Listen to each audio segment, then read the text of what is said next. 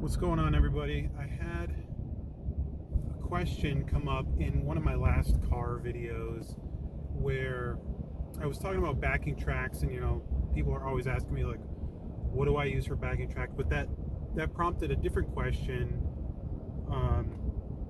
where somebody said they thought I was going to talk about Blink 182 using backing tracks live and what my thoughts on that were. And I'll make it more of a broader topic, for all bands.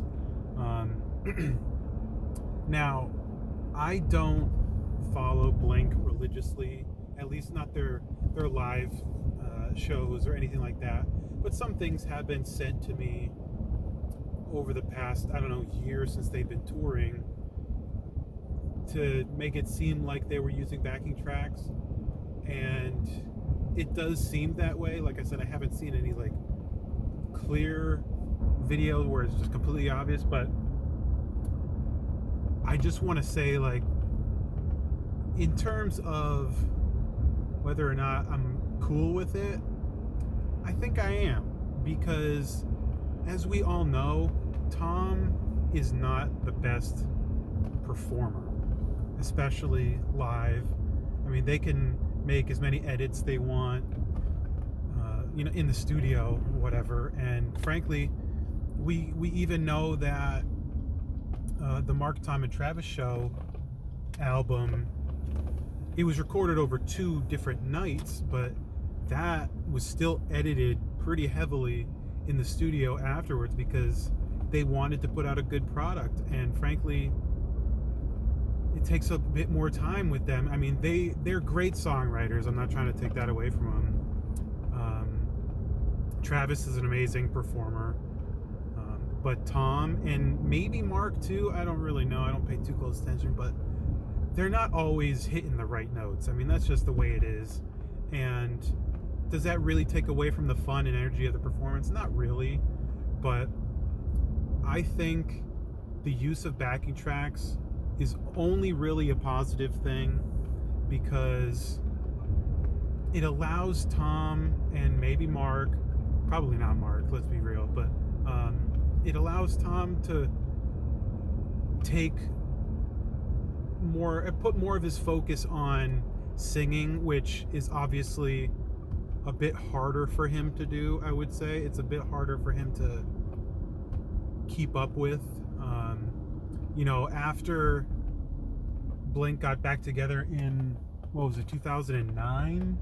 Like, even then, almost 15 years ago, like, it was pretty obvious that Tom really wasn't the best singer anymore. I mean, he's always kind of struggled a little bit live, but like, you could tell he was getting a little bit lazier with it, and he was having a harder time juggling both that and guitar. And I remember, I'm pretty sure it was Mark even threw out a statement around that time saying, like, Tom heard what you guys said and he was pretty hurt by it, or whatever. I forget exactly what it was, but it was like their first live performance back.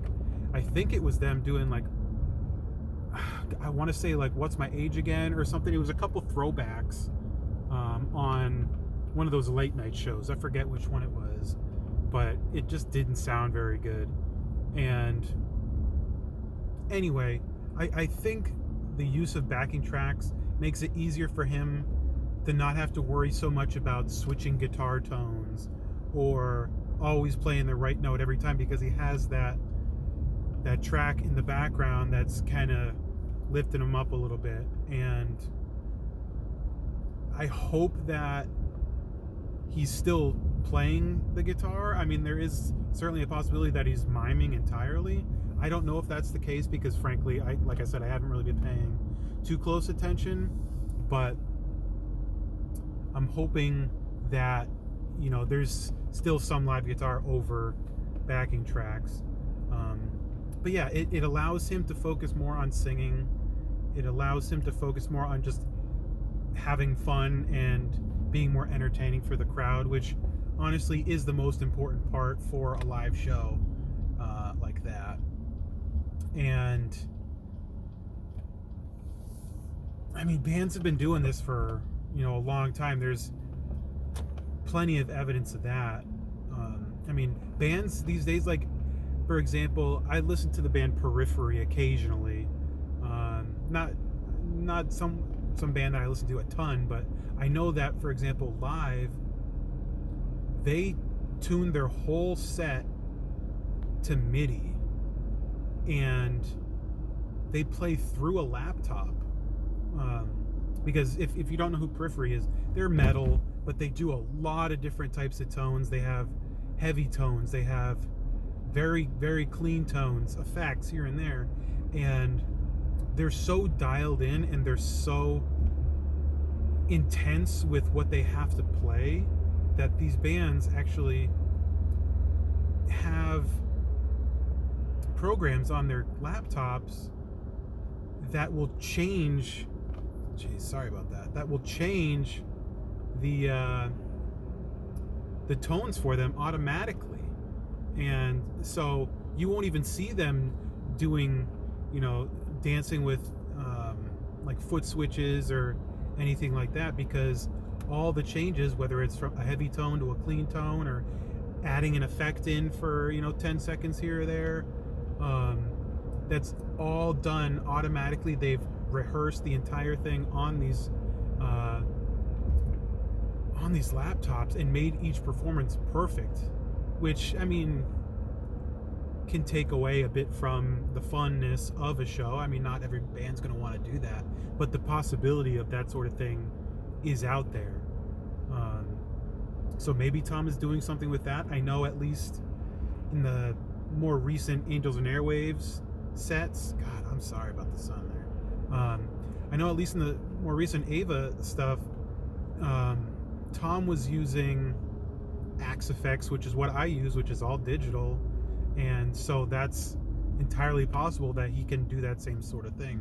So maybe he's doing that too.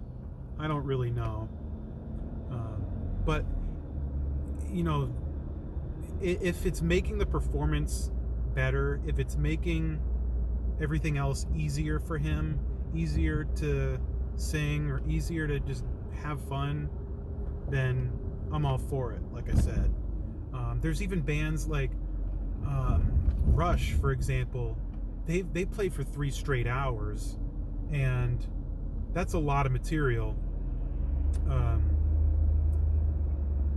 But they actually have teleprompters right in front of them that scroll their lyrics on screen for them, so they don't have to worry about remembering 3 hours worth of lyrics, and that doesn't take away from the show for me personally. I don't mind a band doing that. So that is where I'm at personally. If he's using backing tracks, fine. I'm not really too worked up over it personally. Do I think... I personally think that it would be more interesting for him to maybe add in a second guitar player live. Like, for example, Green Day, for the past 20 years or so, they had, I'm sorry, I forget his name, but they had that second guitar player playing with them in the background, and it's just a much more fun environment. I think it's just a better sort of thing. I mean, people want to see these other musicians doing these things, and I don't know. I definitely prefer that route over using backing tracks to pick up the slack, or to play the the second guitar that's been recorded on the studio stuff, because you can't play both at the same time. That's what I like. But we'll see. In the end, I'm cool with it, but I can understand why some people might not be. It's a little less authentic, I guess. And I don't know. Let me know what you think. I'm curious.